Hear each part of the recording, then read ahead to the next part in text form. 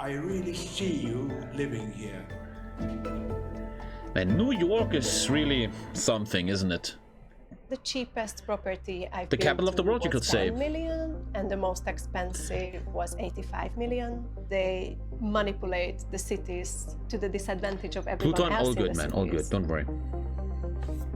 My name is Andy Schmid, and in 2016 I spent 3 months in New York at an artist residency program. Basically, this whole idea started with the biggest cliche that I went up to the Empire State Building and I saw the views, and I basically realized that there are lots of buildings that are as tall or even taller than the Empire State Building, and I just basically was really curious about what New York is so big, so fucking big. like. That's when I started to work on my book and my project. I chose 25 buildings, high, ultra luxury towers.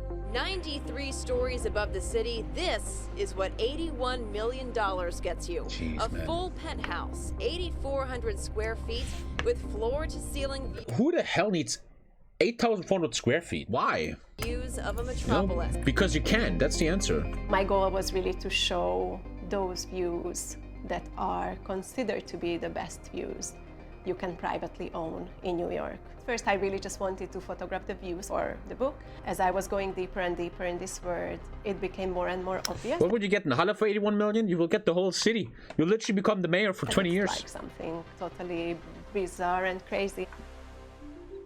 I was like laying in bed and really I was just thinking, how could I get in those buildings? I remember I told about the project to the curator who was working at the residency, and she told me no way they would ever let you in without a credit check.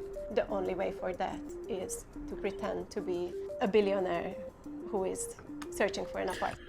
From the moment on that I started to work on the project, this was pretty much the only thing I could think about. Write it down, check the They're address, brand new? go home, check if Close to there's any Central real estate Park. available, call the agency, and usually next day go and see it and take a picture. New York has almost the same pop as Sweden. And so really for 3 months I was living in between this Gabriella, which was my billionaire persona, and myself back and forth on the A-line from Brooklyn to I mean, Manhattan. can you even imagine what a billion is? So unimaginable how much money that is. That is just what? It's almost My name nuts, is yeah. Daniel Rosenstein. I've worked in real estate for 4 years. I met Andy as infiltrating New York's most exclusive properties. I was doing Airbnb means nothing, right? in my apartment. These $10. in the Upper West It's Side. insane. And first I remember that he asked me, what are you doing in New York? And when he said he's a real estate agent, I was actually a bit hesitant to tell him what I came here for.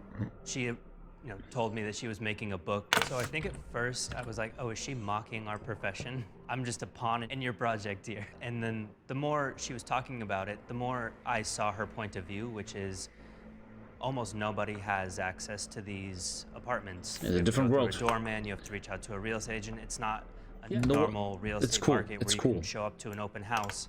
She asked a few questions, I think how to navigate getting into Sorry, I don't want to get buildings. AFK. I told her to use the term we're looking for a pied-à-terre or second home in the city. A lot of really wealthy people look for second, third, fourth, fifth homes, and she at that point had Imagine you have like homes everywhere in the world. Like you fly to South Africa, Tokyo, New York, and you always have your own home. And there's only you there. essentially It's kind of created mental, man. Kind her of whole fucked up. persona. Gabriella is my actual middle name because at the beginning I didn't know if they would check my passport ever. And actually at some of the properties they did check it. And I remember back then I got really obsessed by many of these small details, that I need to do my nails and I need to have proper shoes, proper bag. In order to do this project, I needed to bring my camera and photograph the view. This made me obviously very unusual in the eyes of the agent. Kind of sus, kind of But I sus. also realized that the stranger I act, the more convincing it is that I'm actually a billionaire and I just don't give a shit. Just I don't was give a really, shit. That's what the really billionaire nervous at this does. very first viewing. The agent started to ask me if I have a chef, if I have a nanny, if we have private chauffeur. So I just randomly answered yes and no. And all of these answers kind of became part of what Gabriella Private was. chef, man. Can you imagine that? Morning, that this is really where you want to be. There are a few different types. I also have a private chef called Lisa, There are the true. ones Yeah. who are kind of like very natural and just showing you, here is the kitchen, Kinda here is true. the bathroom, this is the price, and there is the complete other end of the spectrum. You will feel, Gabriella, it is like going on a journey from the sidewalks of 19th century old New York to the sidewalks of Florence. I actually might just prefer the 21st. So imagine your daughter running around saying words in Hungarian. My dude. It was really hard to kind of like keep a straight face in those viewings. I mean, it was like really bizarre what they were telling me. Sit down, Gabriella.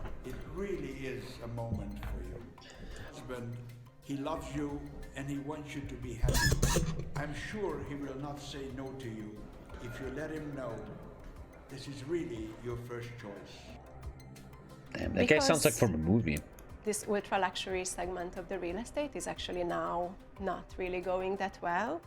The newer the development, the crazier the amenities they have, because there's really this like huge competition. One of the things that became an absolute standard for these buildings is the golf simulator room. Michelin-starred private restaurant in the building, theater, swimming pool, obviously. Equinox gym, they have children's playroom, a billiards room, a Jeez, conference man. room, and everything. A different in class between. of society, In one of the man. penthouses, A parallel it was world. that they would give you a yacht as a present when you buy the apartment. A yacht. Okay. You've mentioned the number of people who are actually living in poverty according to the federal poverty numbers. But we all know living in New York, it's a whole different ballgame. The average rent across the city has returned to nearly pre-pandemic levels. We built fewer homes in the 2010s than in any decade going back to the 1960s. I think the way poverty is usually portrayed is from the bottom. So talk about homelessness or you talk about people who cannot afford housing. I think when you see it from this like very top of the sphere, it somehow is also very telling. The buildings that you can see from every single corner of the city are these ultra luxury real estate, which are not accessible for anyone really. Apartments and buildings ending 60 to 70% empty. Commercial and What residential 60? What did you say? 70. Apartments and buildings are standing 60 to 70% empty. Empty. What? Commercial and residential wonderland featuring some of the city's tallest buildings and most expensive restaurants and condos. If you are looking to call Steinway Tower home, studios start at $7.7 million.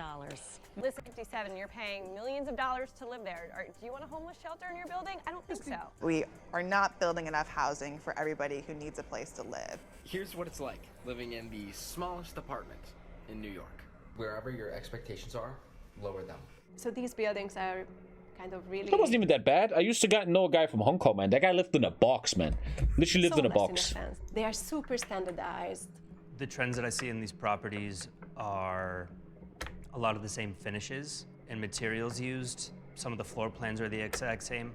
I think it's a really challenging task to create something different when you're working with essentially the same floor plan, which is a tall square or a rectangle in the sky. Oh wow, who was the interior designer? Deborah Burke. There is no one better in design at the... So you have always just some very special type of marble in the apartment that the agents would always highlight. The marble now the best on the market. Then you would have the oak floor, which is always the best type of oak floor. And there's like really nothing that would make any of these buildings stand out, to be honest. Ah, that's interesting. But She's saying they all look the same.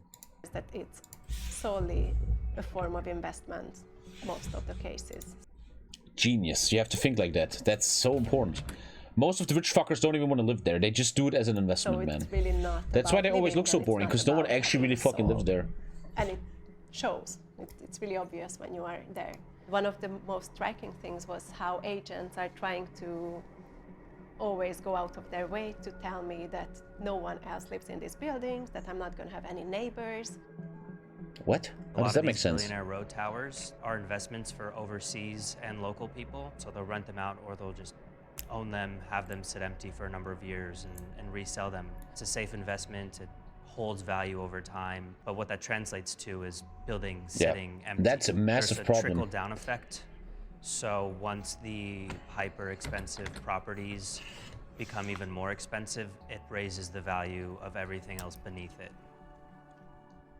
I get very often the comment that this project is kind of like a Robin Hood project, in the sense that I'm getting the views which other people or most people cannot see to the public. And it's like being so high up, it's cool. But then it didn't feel good to be there, in a way. Or one of the very big problems of these buildings, they are casting sometimes hundreds and hundreds of meters of shadows, for example, over the Central Park or over other people's up until then sunny living rooms, or just over the streets. And so somehow these buildings that are not even lived in are taking away such natural things. Natural things. Have you looked at New York? If you want nature, you probably shouldn't be in New York. There's a lot of money in New York, and I think there will always continue to be a lot of money in New York. I do think it's going to be more segregated. What I've learned from this project is really just how obscene differences are in society, I guess. And how there's always a bigger fish, a much bigger fish, man. Very literal, physical form in the city. Like, you could have 10 million right now, you will still be a very small fish compared to these fuckers. Is impacting everything around it. Kind of crazy, man.